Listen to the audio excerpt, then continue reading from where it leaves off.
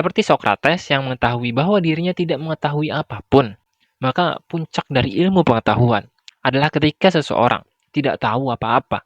Dan hal tersebut adalah sebuah kondisi jiwa yang secara otomatis muncul, bukan cara untuk merendah atau pura-pura bodoh, tapi memang beneran sebuah keadaan di mana seseorang menyadari bahwa lebih banyak yang kita tidak tahu dibanding apa yang kita tahu.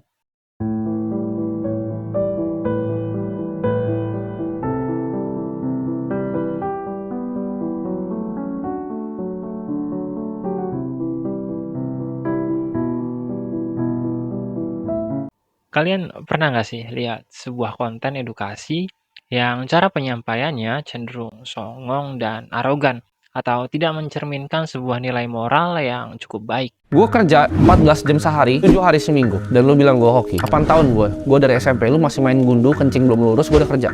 Kencing lu belum lurus, yang gue udah lakuin, gue udah impor barang dari Cina.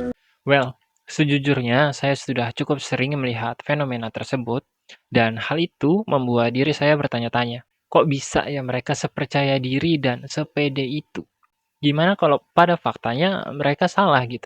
Gimana kalau apa yang mereka sampaikan itu ya katakanlah mungkin memang benar, tapi bukan merupakan sebuah kebenaran yang bisa dikatakan tepat gitu. Karena seperti yang kita ketahui bahwa kebenaran itu sendiri sangatlah amat kompleks gitu dan sangat sulit untuk manusia genggam. Hal tersebut didasari oleh beragam kontekstualisasi dan perspektif dari kebenaran itu sendiri yang memiliki fungsi dan nilainya masing-masing. Contohnya seperti ungkapan bahwa harta itu nggak dibawa mati. Dalam satu konteks, hal tersebut dapat menjadi salah ketika seseorang beranggapan bahwa harta dapat membawa manusia melakukan beragam kebaikan yang berujung pada amal hingga pada akhirnya kita bawa mati amal itu gitu. Namun, dalam konteks lain, ungkapan bahwa harta nggak dibawa mati dapat menjadi sangat amat benar ketika hal tersebut digunakan agar orang-orang tidak menjadi serakah atau tidak hanya mementingkan dirinya sendiri dengan harta yang dimilikinya. Yang tentunya tujuannya juga sama-sama kebaikan gitu. Jadi dari satu ungkapan yang sama, kita bisa mendapatkan beragam kebenaran yang berbeda ketika perspektif yang kita gunakan atau paradigma yang kita gunakan juga berbeda gitu. Lantas, mengapa orang-orang yang mengatasnamakan diri mereka sebagai konten kreator edukasi dapat sangat amat percaya diri dengan apa yang mereka bicarakan? Alasan pertama yang mungkin menjadikan seseorang sangat amat percaya diri dengan pengetahuan yang dimilikinya adalah ketika nilai komersial dari sebuah langkah kontroversial itu adalah bumbu yang sangat amat menarik bagi para audiens. Seperti yang kita ketahui, masyarakat kita sangat amat menggemari beragam nilai yang berbau kontroversi. Hal tersebut yang mungkin berusaha dituju oleh mereka yang dengan percaya diri berusaha menyampaikan edukasi, yakni dengan berusaha menambah nilai jual yang dimilikinya dengan sebuah keyakinan dan ketegasan dalam segi penyampaian informasi tersebut. Tapi tentu hal itu sangat amat disayangkan ya, khususnya ketika nilai-nilai edukasi justru ditunggangi oleh hal berbau kontroversial demi sebuah perhatian yang berujung pada keuntungan pribadi.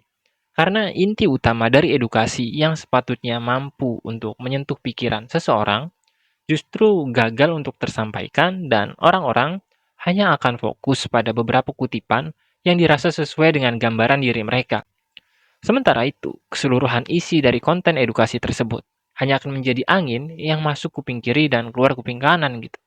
Akhirnya, para audiens yang sepatutnya mendapatkan konten informasi yang berkualitas justru hanya akan fokus mencari gimmick-gimmick yang menjadi bumbu dari penyampaian sebuah konten tersebut. Faktor lain yang mungkin dapat menjadikan seseorang yang memiliki ilmu pengetahuan terkesan sombong adalah ketika ilmu telah menjadi bagian dari identitas yang dimiliki oleh manusia.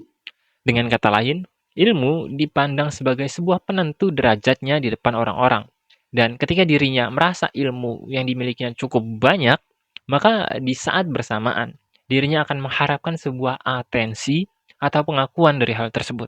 Jadi jangan heran kalau ada beberapa orang di tongkrongan kita yang mungkin merasa tahu segalanya atau merasa tahu apapun, sebab mereka sedang mencari perhatian atau pengakuan menggunakan hal tersebut. Pada dasarnya, ilmu pengetahuan adalah cerminan dari sebuah jiwa. Jadi, Mereka yang merasa tahu dan menyampaikan ilmu pengetahuan dengan cara yang kurang tepat, maka kemungkinan besar esensi dari ilmu pengetahuan itu sendiri belum menyentuh dalam perasaan yang mereka miliki, dan hanya sebatas menjadi hafalan yang pada akhirnya akan mudah mereka lupakan. Seperti Socrates yang mengetahui bahwa dirinya tidak mengetahui apapun, maka puncak dari ilmu pengetahuan adalah ketika seseorang tidak tahu apa-apa. Dan hal tersebut adalah sebuah kondisi jiwa yang secara otomatis muncul, bukan cara untuk merendah atau pura-pura bodoh, tapi memang beneran sebuah keadaan di mana seseorang menyadari bahwa lebih banyak yang kita tidak tahu dibanding apa yang kita tahu. Jadi, saat kita ditanya oleh seseorang atau saat kita ingin menyampaikan sebuah informasi, usahakan sebisa mungkin jangan sampai mendikte orang tersebut. Sebab, ketika kita memaksakan atau bahkan merendahkan orang ketika menyampaikan nilai-nilai edukasi, maka alam bawah sadarnya akan merasa terdesak dan terancam, hingga pada akhirnya melahirkan sebuah sistem pertahanan untuk martabat yang dimilikinya dalam bentuk sebuah penolakan. Jika memang kita ingin menyampaikan sebuah informasi yang memang kita yakini kebenarannya, cobalah untuk perlahan menjelaskan aspek-aspek dan kerangka berpikir yang mendukung kebenaran tersebut. Hingga pada akhirnya, orang-orang yang kita ajak bicara tidak merasa direndahkan dan dapat menyadari alasan dari kebenaran atau edukasi yang berusaha kita sampaikan.